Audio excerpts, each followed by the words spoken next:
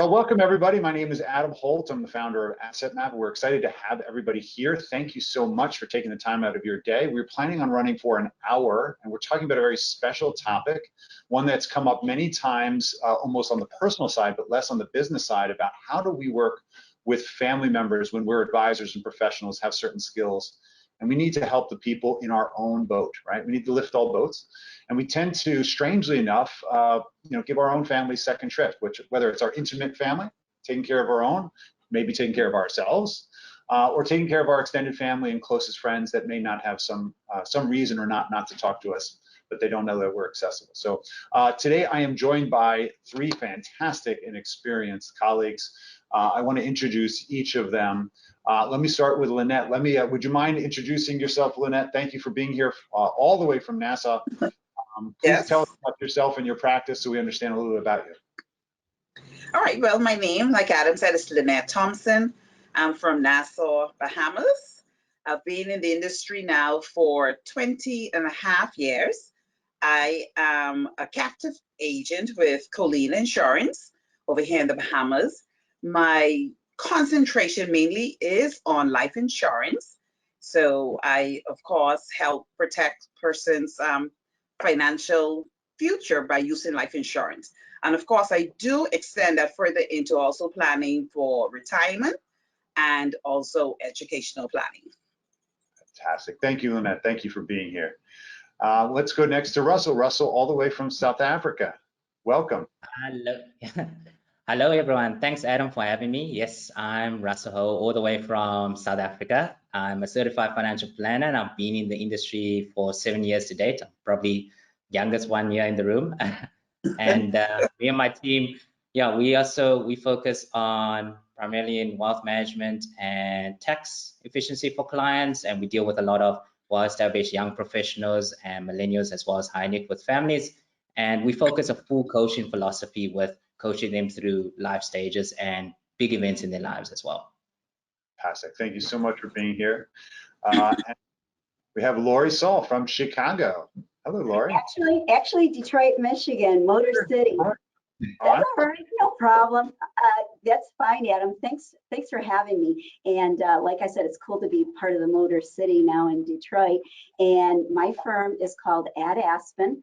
I'm part of Equitable's elite producer group. Equitable encourages us to really practice as a firm. So I'm really fortunate to work with 6 other partners. My area of specialty is life insurance. And I'm excited to share ideas with all of you. Thank you. Thank you, Lori, for being here. Also, industry veterans up for all of us in many ways. I've been a practitioner for 20 now. I think I'm pushing 23 years, which is surprising to me. Also CFP. I tend to focus on holistic planning, predominance in estate planning for business owners. That's really what got me into the different lines of business. I am the founder of Asset Map, and I'm excited that many of you out there are in our community using Asset Map to many different ways I never even could imagine. So thank you for being part of that. Here's our agenda for today, and you'll kind of see actually the intent in bringing together the diversity of the types of advisors as well as the geographic location to prove the fact that working with family members is a universal challenge, right? And because we're all emotional, we kind of all had parents at some level or some family members. Maybe we're happy about that, some are not. I get it, it's okay. There's lots of issues that go along with kind of mixing the personal and business. And so what we're going to talk about is the following things here. So we're going to stay on track. We're going to move fast. If you've been part of our community series before, our hope for you is, grab a pen, take some notes, think about what applies to you, and then figure out 1 or 2 things you can specifically execute in your own life and practice. That will be the measure of how we know we're successful in making a difference in your life. So hopefully you find this valuable. Now we're going to start with some areas that could have been avoided. We're going to then talk about why typically family members don't want to talk to us as advisors. That's about accessibility. We're then going to talk about why do we avoid typically working with our family members. And then we're going to talk about probably the big elephant in the room, which is really setting expectations of how that approach happens. We'll offer some techniques that we think work pretty well, and then we'll go to Q&A. If you have questions, we will provide those answers at the end of the program. In the last 10 minutes, we will reserve. So please, throughout this program, write your questions on the right. There is no inappropriate question, as long as it's professional, put it in there, and if we can answer it directly, our team will be monitoring as well as we'll hold them for the end. Okay, and then last we'll share some resources. So that's our plan. Everybody good? Good. All right, the internet's working is a good thing. So let's kind of talk. Let's kind of get intimate here. We had the opportunity to talk to each of you before this program, and you each shared, and that's one of the reasons we put this group together. Things you've experienced personally that really kind of motivated you either to get in the business or kind of opened your eyes to the fact that people aren't being served. I'd like to start with you, Russell, because you really started this a couple months ago after a seminar we had done with my own mom, and I thought it really kind of kicked this off. So please kick us off here. Tell us what your experience. Yeah, thank you so much, Adam. And like as Adam mentioned, the webinar he did with his mom really resonated with me and my personal family experiences. I would say probably the biggest fail for me, or the regret I had, especially as a young planner coming out of varsity, is that, I assumed first and foremost that my family was different from my clients. So I assumed that my family didn't experience the life-changing events that, a lot of our clients experience. And secondly, I only approached or, offered to look into my parents' finances 3 years later after being in the industry, when I should have done sooner. And that was kind of, especially when it comes to family, that was kind of a personal regret or choice, because, especially when you deal with a family, you want to make sure that you're competent and that you are qualified. And sometimes we tend to feel that when it comes to our advice in our family, we're not fully sure of ourselves. And I made that mistake. And, that was the big regret I had, because when I did review their finances 3 years later after being in the industry, I found that, they had been done in by their advisor. It was purely sold policy. There was no advice given. And unfortunately, they were paying heavy fees and penalties for that. And even though I was able to help salvage the situation, a lot of the damage could have been avoided if I just acted sooner. So that's probably one of my personal stories and experiences from that. Interesting. So that's interesting. So what I heard there is that you actually held off because you were waiting until you were competent enough to provide advice. And it's funny because, our family members, they remember us when we were that little scrappy kid who didn't know how to spell, right? So all of a sudden, sometimes those identities carry with them, with our uncles, right? That kid used to beat them up. That's really interesting. But you actually applied that to yourself and perhaps held off because you didn't feel like you had the skill and the competence. So much of this we can all find is that it's just asking good questions. Lynette, would you mind sharing anything that's kind of gone through your family? Yeah, well, one of the things that really stuck out with me after we would have had our prep call was the fact that I came out of banking into the insurance industry. And one of the things that really prompted me of the value of having a life insurance is when I worked and saw a person's mortgages being paid off simply because persons were insured. And I myself was seeking a mortgage and did not have any coverage, and the bank did not make it a requirement. And I asked, what happened if I passed away? And of course they said, well, if your mom and dad are not able to continue with the payments, the home would be repossessed. And of course, I had their home up as security to assist me with getting the property I wanted.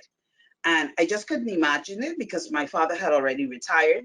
My mom was a stay-home mom, and I just could not imagine not having insurance. And because I saw that value in taking out insurance, I decided when I joined the field to make sure I speak to all my family members about getting coverage. Of course, some did not take me serious, like my uncle. He was my saddest story. He passed away. He didn't have the coverage, even though I insisted, I persisted, but I still did not make him close in on that deal. I did not share or bring across to him the true value of owning life insurance. So that's one of my saddest stories I would have had, because he was a very close person to myself. And I use that story as an example to get my foot in the door with other persons within the family.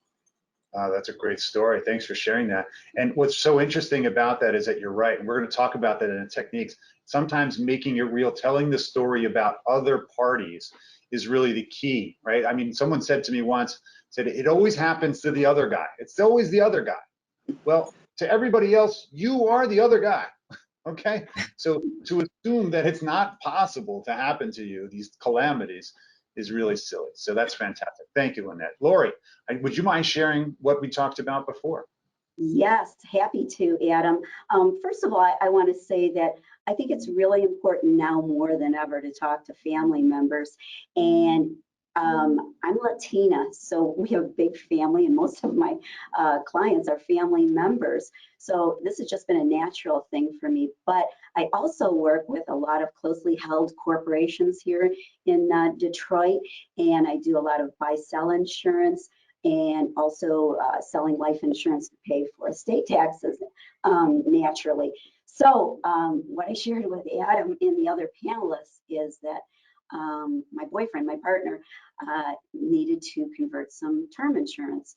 And it was really bad the first way around because it was a direct thing. I was working directly with him. And I think that what was really hard, and we all know, is that everyone doesn't want to talk about their mortality. They're worried about death. So I think a lot of objections come up as a result of that.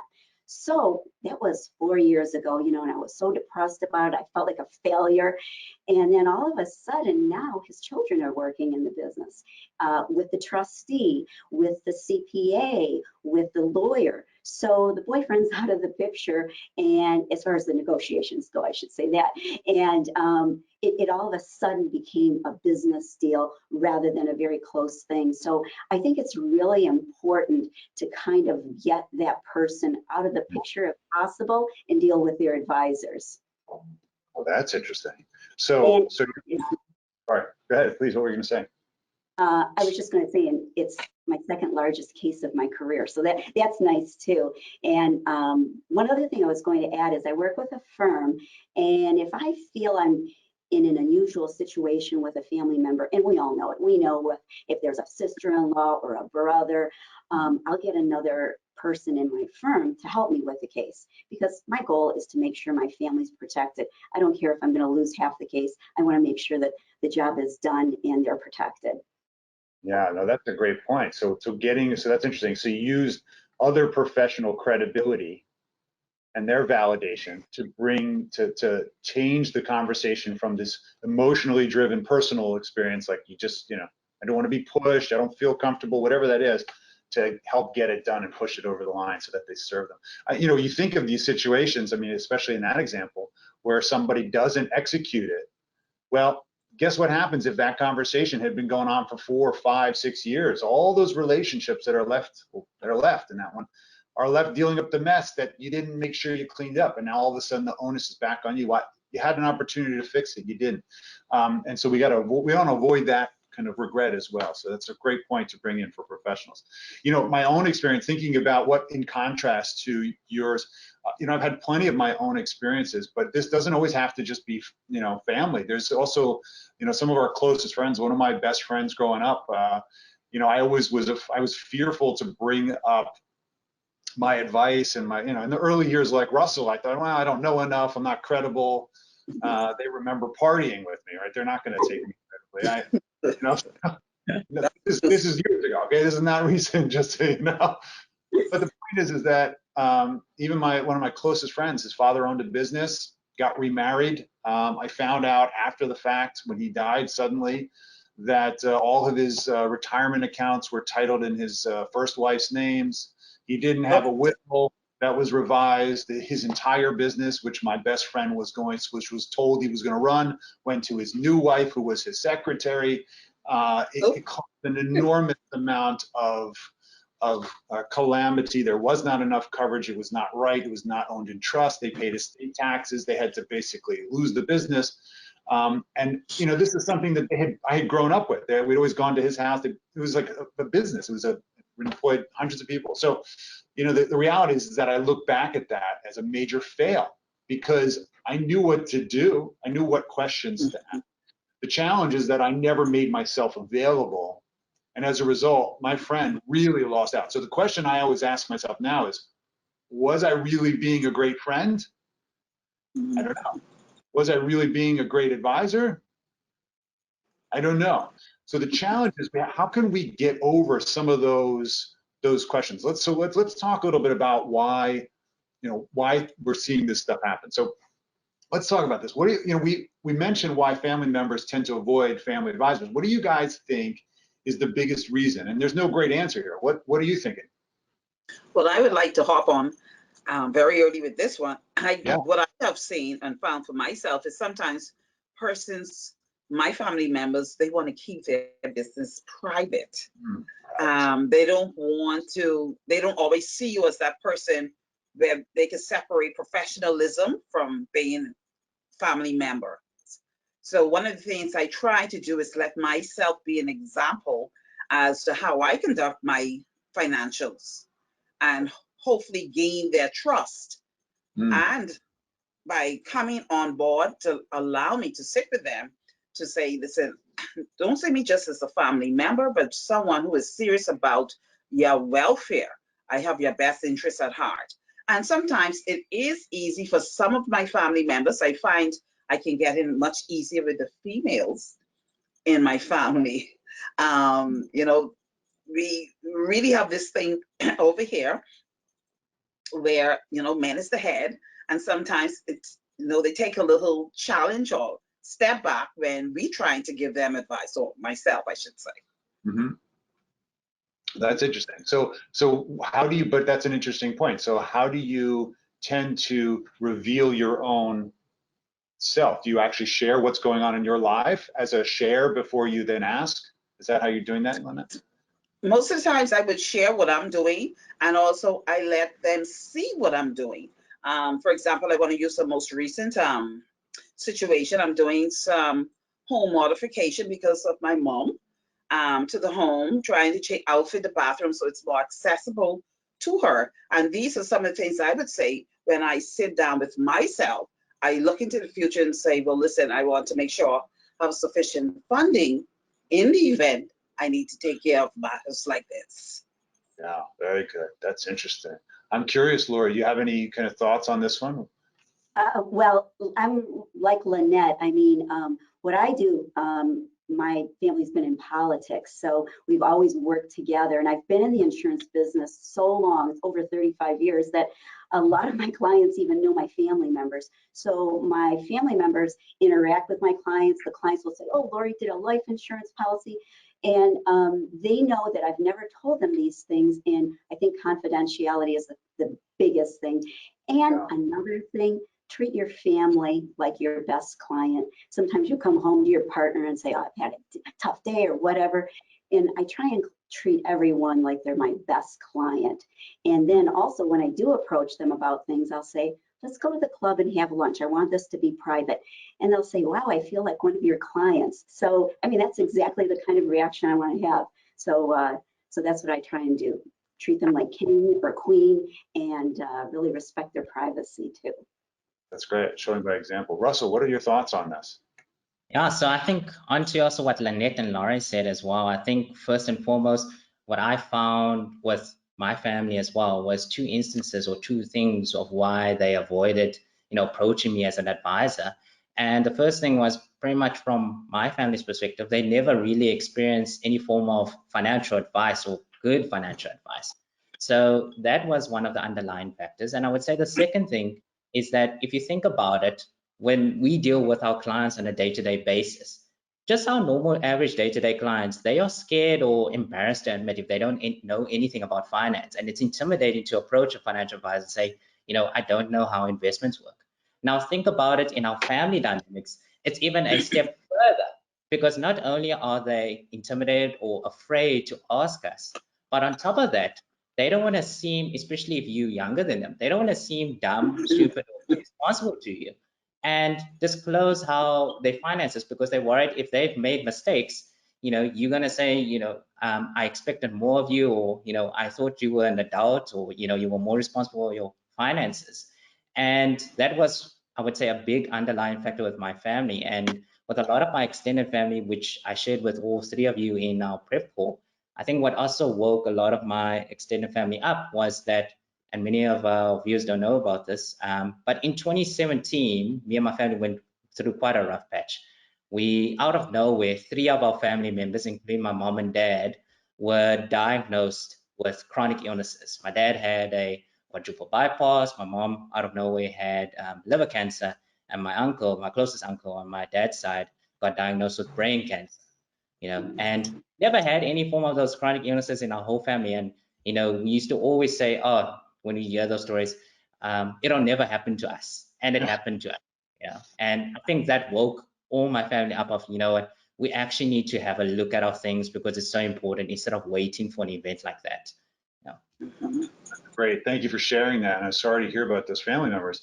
But there's situations like this that really kind of wake you up, that's critical to pay attention. Not the least of which in the estate planning realm, it's one of those catalysts, right? When we lose somebody, it is all of a sudden you are starting from scratch. You don't know where anything is. The survivors don't know. They're dealing with an emotional experience. Now they have to deal with a financial one. There's pressures, as Lynette said, maybe I'm going to lose the house. Oh, this person co-signed. Now I'm affecting my parents, my uncles. It can be a mess. And as a financial advisor, probably the more astute person in the room relative to the family, a lot of this pressure will come back on you to help clean it up. It's why one of the arguments I make, get involved now, because you're actually saving yourself, not only your own family. But I think the resounding kind of thought that I have from each of you, and thank you for your shares, is that each of you have established an empathy for recognizing that the customer, in this case, our family members, might have additional intimidation, real privacy concerns, don't want to be judged. They want to keep up their perhaps parental vision of being, I'm making good decisions as I'm leading by example, but maybe this area of savings is not so great, or tax, I don't even know what's going on. And I think I've seen other responses, which are family members saying, I didn't want to bother you. You have a business to run. You have real clients with real money, and those are wealthy people. I don't have the same problems.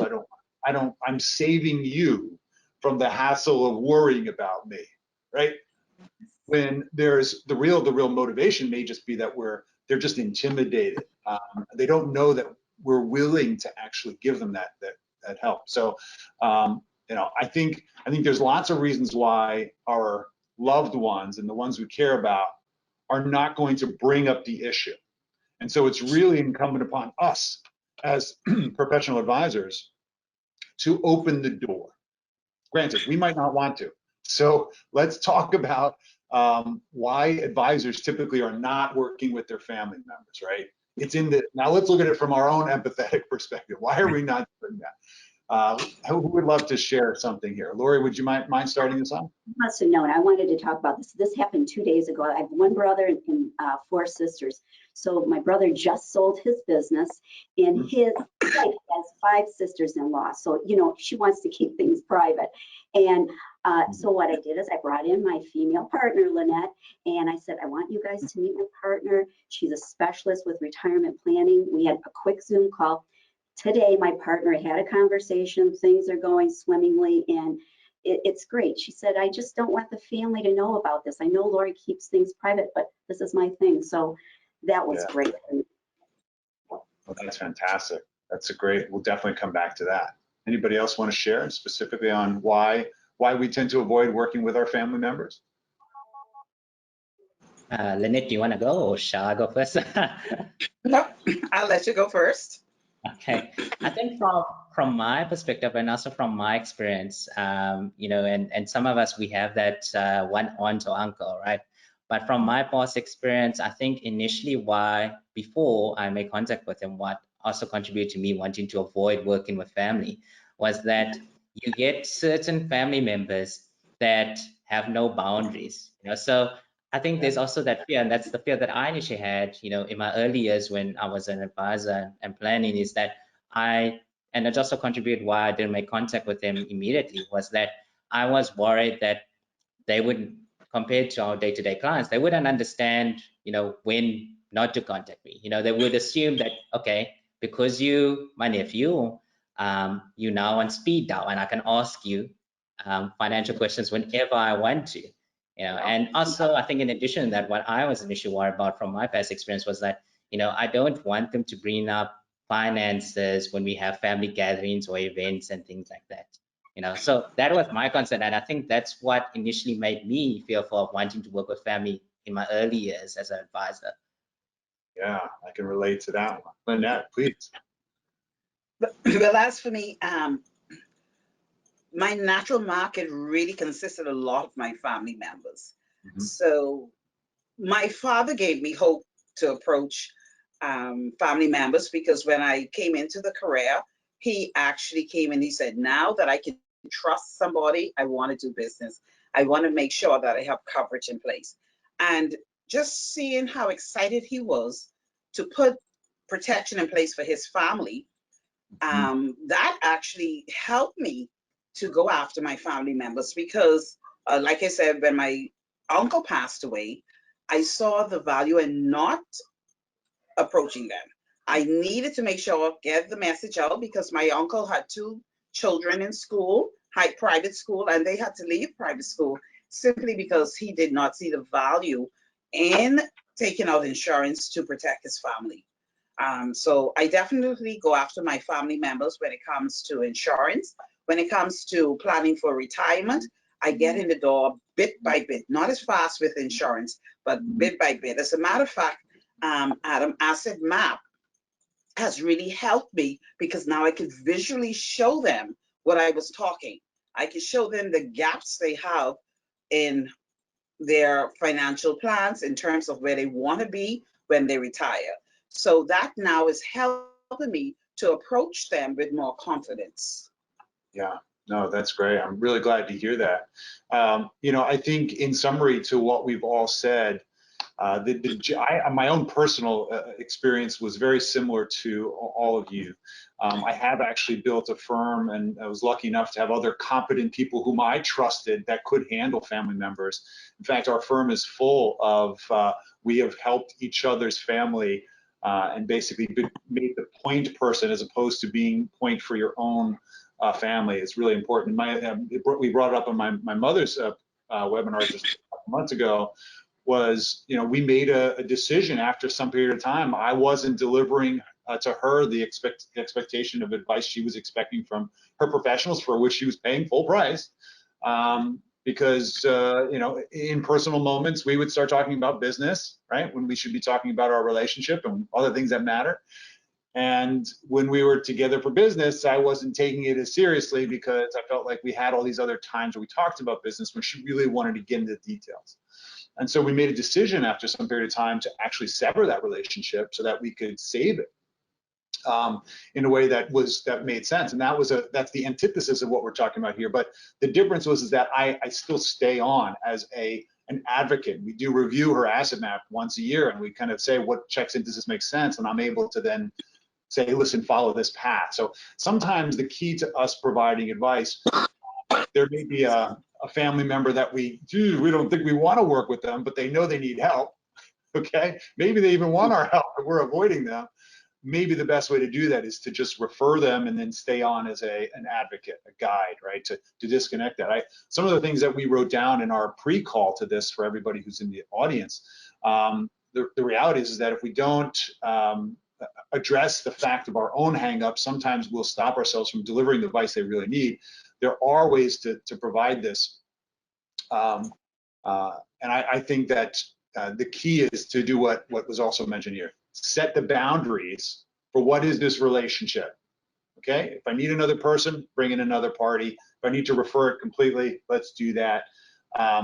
Perhaps it's just about adding a second opinion and offering that advice and not making it business. And if it is business, decide literally if we're going to charge them full price or whether we're doing this as a pro bono work. And then also, please, I think, set expectations. And I think that's really the key to what I wanted to talk about this, is that the boundaries of these. I'll start out, if you don't mind, for me, because establishing that early. For example, here's how I work with my clients. Here's what you can expect, right? Treating those family members, put on the business hat and say, okay, this is how I work. This is what I deliver for my clients. Here's what I expect from you. You have my phone number. It doesn't work on the weekends, if that's important to you, okay? When we get together in business and personal, when we get together at the family event, I'm not talking about business. You're welcome, thank you.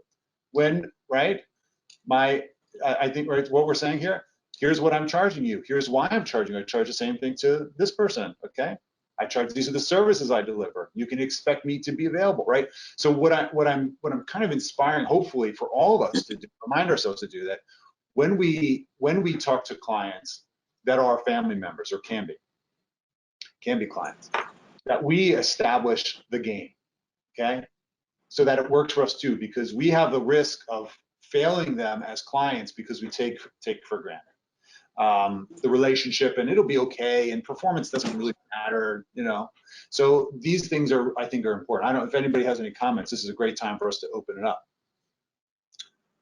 I think the expectation part is really important, Adam. I set the expectations like that. And I think what's really important is to say, we're going to have this meeting. And if you decide you don't want to proceed, that's okay. Everything will remain private. And I will have you sign something saying you decided you didn't want to go ahead with the plan, because could you imagine at the funeral if they're blaming us because we didn't sell the life insurance? I think we're really liable if we don't have something in writing. So, and I just say no hard feelings. We'll just be family members if it doesn't work out. Yeah, that's a great point. I guess you'll be at the funeral. That does make sense. We're looking at you sideways. Yeah. Russell, you have something that you want to share on that topic? Yeah, I think definitely, adding on to what you mentioned earlier as well, Adam, I think definitely setting the expectations and the boundaries in the beginning is very important. And also what I usually do with all clients, and I think it's especially crucial with our family members, is ask them about, what has their experience been with financial advice before in the past? Because that'll give us an idea of like, what have they experienced? What is their interpretation of financial advice and services? And if they were getting really good advice in the past, or not so much, because then you actually can lay it out, okay, whether that was good or bad, this is how I work. And at the same time, when you explain your process and how you work with your clients and how you work with them, you also establishing to them that they need to also see you as a professional and not as a family member. I think that's also where the boundaries comes into play. That's quite important, is that if you don't set that out, they will, take advantage, and it'll go both ways. They'll take advantage in the sense of, you my family member, my niece, my nephew, my son, so forth. It's fine, we don't have to worry about boundaries, and vice versa for us as advisors. If we don't set the boundaries, we can also end up basically not being accountable or being as competent with our family members when it comes to advising them compared to our other clients.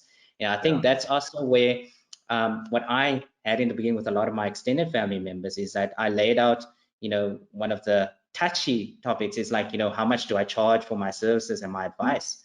And that's a big area topic that I find a lot of us as advisors want to avoid, because we worry that first and foremost, should we be charging a discounted rate, because it's family?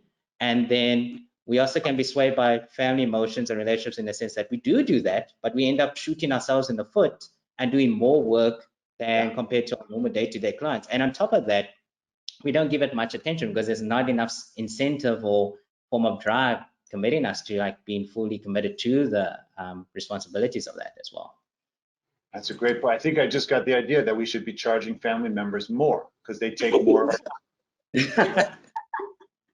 That's a great idea. A fair and reasonable rate. Yeah. Sorry. That's okay. Lynette, you want to just jump on this topic too. To make sure things are clear right away, I ask a simple question. I ask from my clients or friends, family members, what do you expect from me? And so when I hear what they want, I make sure I deliver that. And that is the easiest way I find for me to be able to satisfy them, because they're telling me what they want. And at the end of the day, when we wrapping things up, I ask a question and I come back with that same question. Did I meet your expectation? That's wonderful. I'm so happy that you mentioned that. I know Lori is shaking your head, nodding your head. So I think you're doing something like this too. Yes. We've been, it's funny, I'm thinking about this and hearing you all reminds me of the things sometimes that we forget, right? That with respect to financial advice, most clients, they think that we're an insurance agent, so we wouldn't know anything about tax, or we do investments, so what would we know about legal structure? And it's very true that expectations coming in are often misaligned usually motivated by some episodic issue, like, oh, we're sending the kids to education, we need to talk to an advisor, right? We're thinking about retiring now, so there's a motivation for our family members to say, well, maybe I do need advice. But they have no idea that the fact is, half the rest of their house is ready to fall down. Because nobody's looked at it, really. They've not had to let anybody inspect the house, the financial house, to make sure it's in order. So it's very true to understand what their expectations are coming in. And I think equally so, it's incumbent upon us as the leader in the room, the financial advisor, to drive the expectations and also communicate them as well. Here's my expectations. My expectations are that you're not going to hide anything from me. That when we talk, everything we talk about is completely private. It will not leave this room. I'm not going to talk to Joe about it or Mary. It doesn't leave this room, but I need to know that you're going to also follow that same standard, okay? And actually create community expectation around that this is now a private experience and it exists in this bubble for which I have resources I'm bringing to bear for which I have to pay for them, which is why if you're going to be my client, you're going to pay the same rate as everybody else. It's really, I think, critical here for us to lead and to not be fearful of that conversation, because in that fear, we will allow failure to happen in little ways throughout the relationship that will actually nibble away at both the personal and the professional relationship. I've had that in my own life. I've learned that one. And now it's actually, I have actually family members that have decided to come to me after all these years, say, Adam, I need guidance. I don't know that I've been really getting the best guidance. And I say, this is what you should do. And here's someone who I trust. Here's 3 people I trust. I'm going to refer you to all 3 of them, and then we'll basically vet them together. Because I have decided personally, it's better for me not to be part of that relationship. I get too emotionally involved, and then also I take for granted the fact that the relationship will survive the service delivery. So if you already know that, make sure that you find an outlet, but also make sure let's not let our people kind of go into that. That's hopefully a reasonable segue into what kind of techniques. We've heard several of them already, and they're worth repeating. I think, does anybody have any other stories of let's say, positive outcomes that they can share with us that would hopefully relate? Yeah, Laura, you raised your hand there. I want to chime in with Lynette. I think right now is a great time to approach family members you haven't approached before. And what I've been doing is saying, gosh, with COVID, I feel badly. I haven't reached out to you. I think about you. And I tell them about Asset Map. And I think everyone's zoomed out today. I tell them, let's have a 10-minute meeting. I can go through an asset map, a target loss. This is going to tell us exactly what you need for life insurance. And I think people really appreciate Asset Map in that way because it's simple and we can have a fast initial meeting just to get the ball going. Yeah, that's great. Russell, I see you nodding your head there. Yeah. So I think from my experience as well, I also use Asset Map to start engaging conversations with a lot of my family members. But I think more importantly, what I found of benefit and use of building trust and getting into family and as a technique for myself is like your clients as well, like every other client you deal with, focus on like coaching and educating your family members, because like your clients, 9 times out of 10 they don't understand any form of the financial jargon we deal with or the finances we deal with. And you need to kind of almost, in a sense, with me, what I've done is create a safe space in which they can ask me anything. I have this analogy that I use whenever I deal with any client, where I usually ask them, what do you do for a living? And if they say like, no, I'm a doctor and a chartered accountant, I say, that's great, So likewise, I know nothing about your field, and I don't expect you to know anything about finance or my field either. That's where it breaks the ice.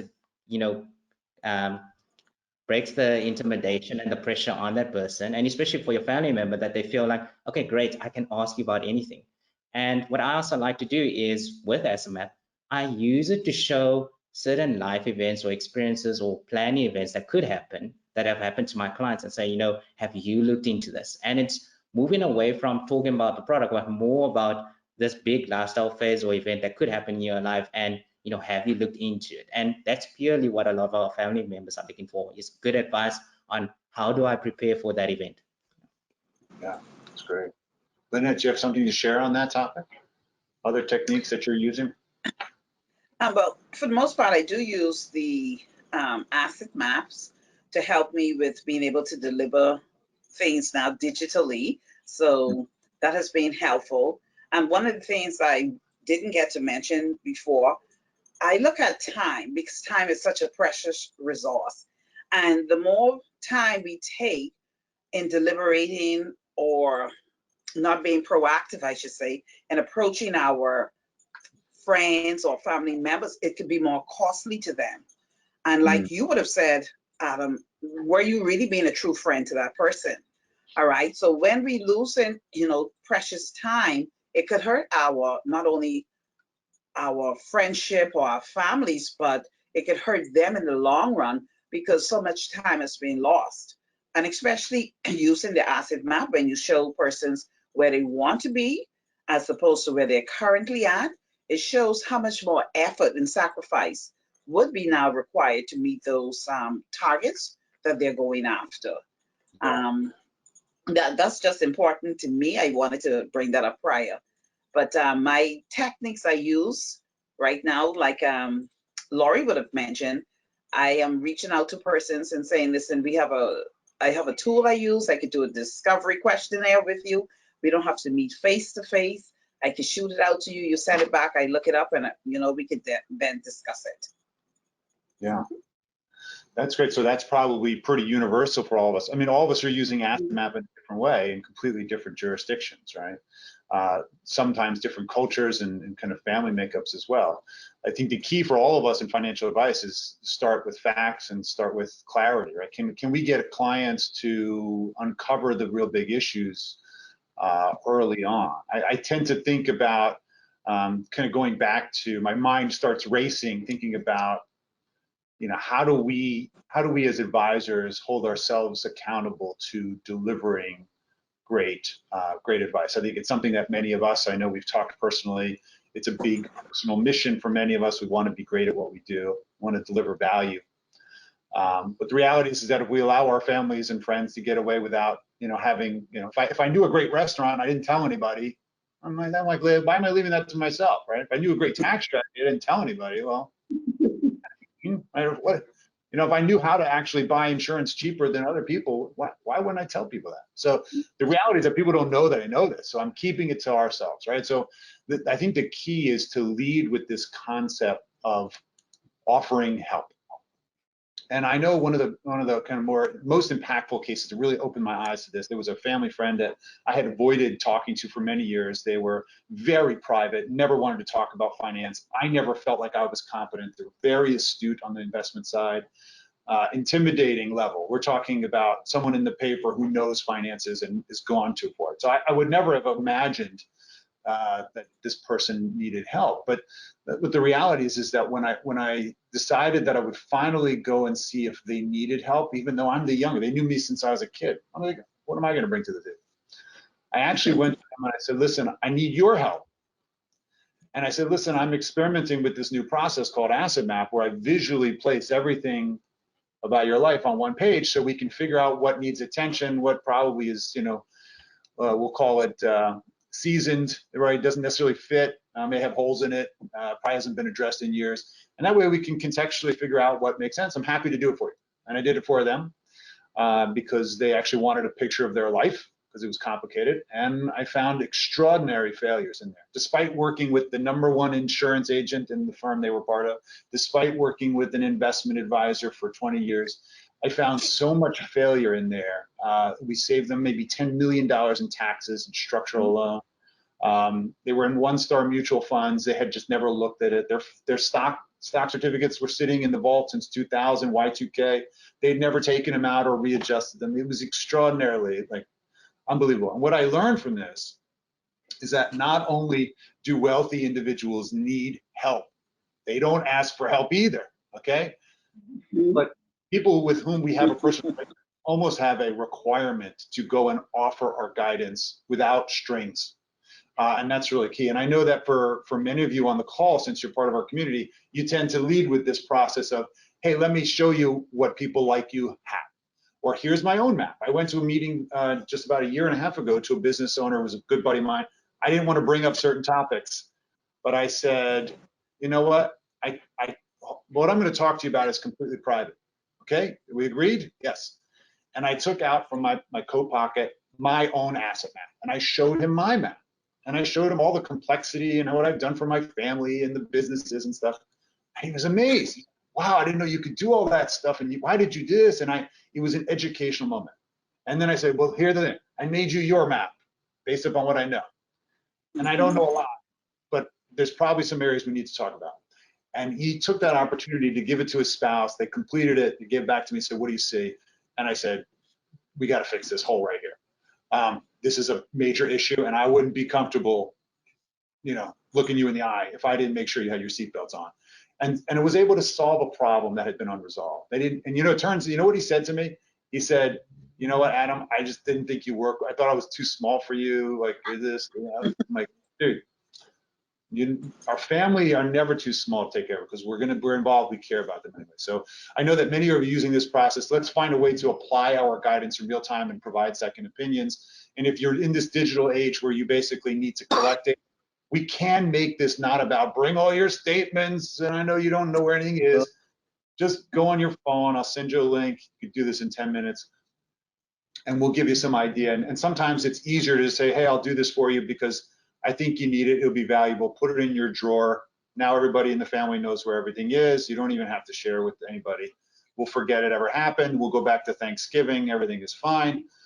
But at least somebody knows where all the treasure is buried, because there's going to be a moment when you're incapacity or major challenge where we're going to need to address this. So I know that everybody's raring to ask questions, but there's Lynette, please.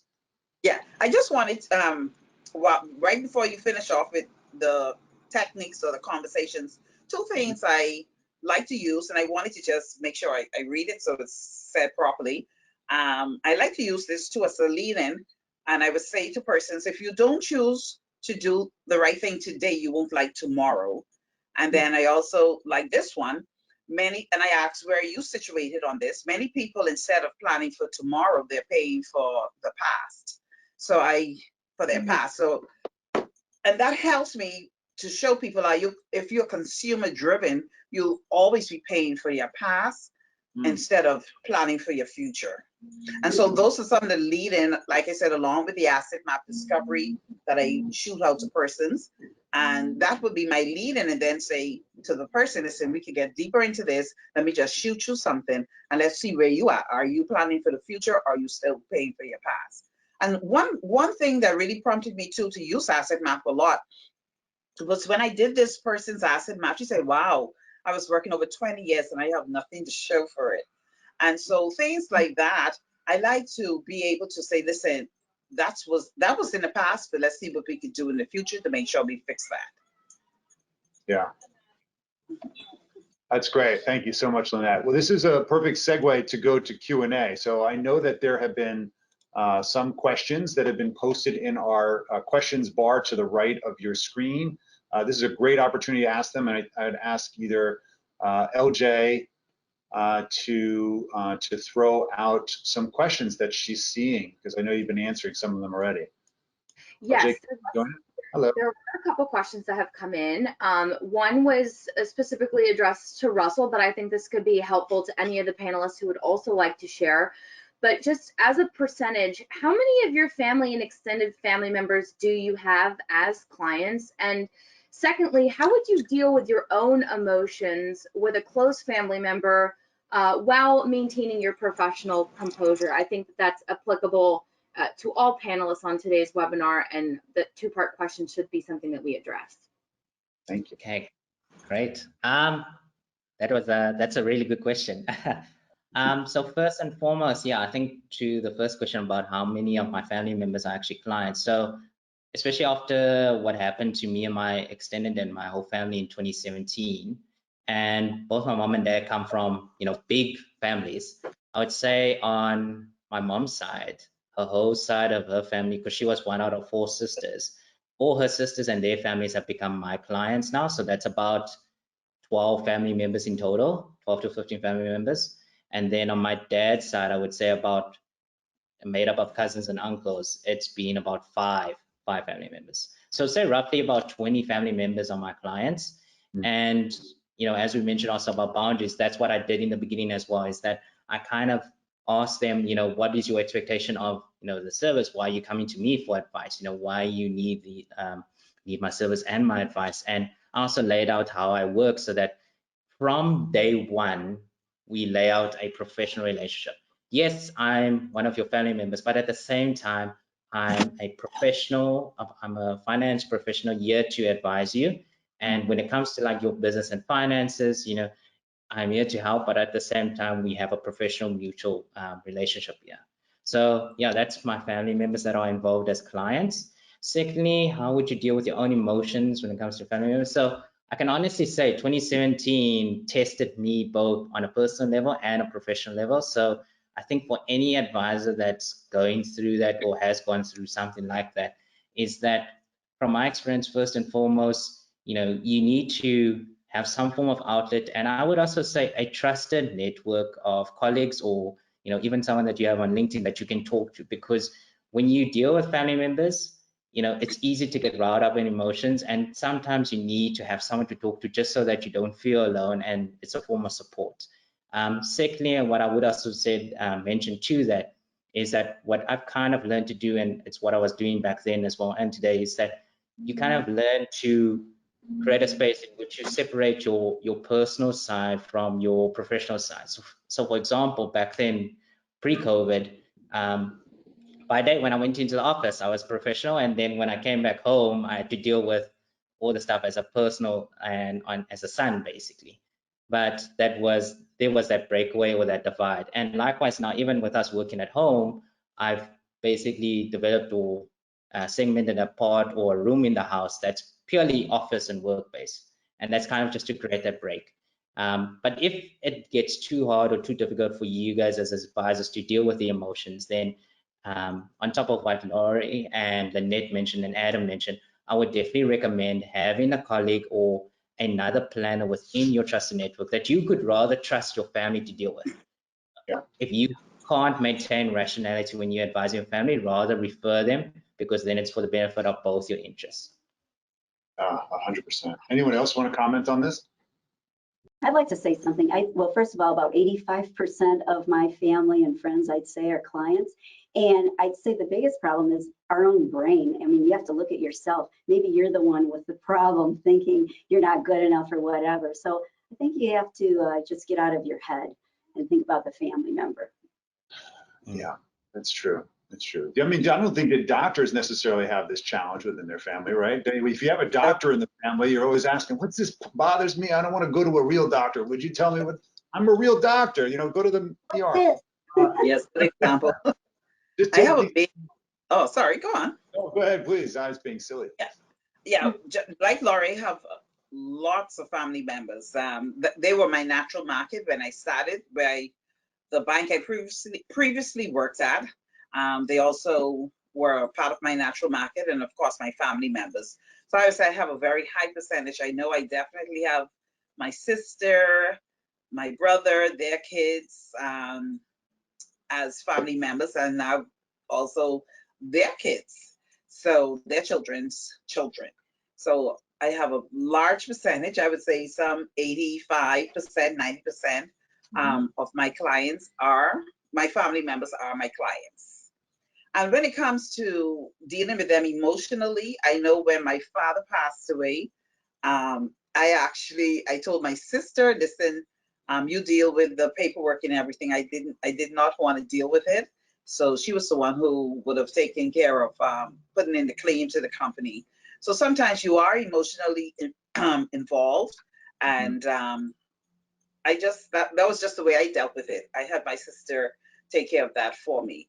I also had a payout with my very dear friend's father. He passed away, but when I could deliver a promise that I would have given years ago, that makes me feel good when it's going to my dear friends. Yeah. They're all really great comments, and thank you, everybody. I'm reading through some of these other comments that we have in the last few minutes here. There's been some comments about how do you change your image if your family does view you a certain way. Well, I think that the way that I would do it is I would obviously lead by example, change that image. That's the first part, right? Live, walk your talk. And I think some of the best ways to demystify that are to tell stories about other clients that you're dealing with that are relatable. So one of my kind of best opening techniques in many social environments was, if someone told me that they were a physician or a business owner, I might drop a hint that I have a business owner who's dealing with some situation that I can think is relatable. And I would indicate that obviously there's a business relationship there. So I'm giving myself kind of the social proof to open the door so that they can ask, really, well, do you do that with business owners? And yeah, I do. And then literally immediately say, well, if you want to talk about it, we can do it professionally. Right now we're where we are, right? So I would kind of almost open and then deflect and then say, listen, let's push that to a business or a conversation. In a family setting, sometimes teaching by example or teaching by analogy is very important, because people wouldn't know to ask the question. For example, I just had this situation. I was working with a family, and they were dealing with this condition. Have you ever dealt with that? Right? Whatever that is, right? They're saving for retirement. They don't know how to make sure the money lasts forever, or they're worried about the taxability of liquidating a certain business or real estate, or things that people are always curious from the voyeuristic perspective of what are other people dealing with, right? And that gives them insight as to how you help them, thereby elevating your social esteem in terms of, oh, you are helping other fools that basically think you're smart. Maybe I don't think that, maybe you're not so bad, all right? So maybe you can help me as well. And I think sometimes it's about offering them examples that outweigh their historical reference to who you are, okay? Because they don't have any bearing of reality. The second thing that came through was this concept of very often there are other family members that are in the business or a similar business, and they might be, right, I've got all my money with your cousin, and I don't want you to talk about my investments, right, because our cousin. But of course, then when you look at it, you're like, oh my gosh, maybe you disagree. And I think there's some interesting dichotomies there when you have kind of internal, my best friend is my financial advisor, and I'm not going to question them. But when you look at what the best friend is investing you in, like, wait a minute. So, how do you deal with that? Sometimes I think the best way to open that is to say, listen, the most important way to make sure, if you want to I'd love to the opportunity to make sure that you're okay. I deal with tens, hundreds of clients. I've seen lots of scenarios, and I very often see people are missing 2 or 3 strategies that I know about, but I don't know if you're doing. So I want to offer the opportunity for me to just look at what's going on. No judgment, no intimidation, no expectation. I just want to make sure your stuff is okay.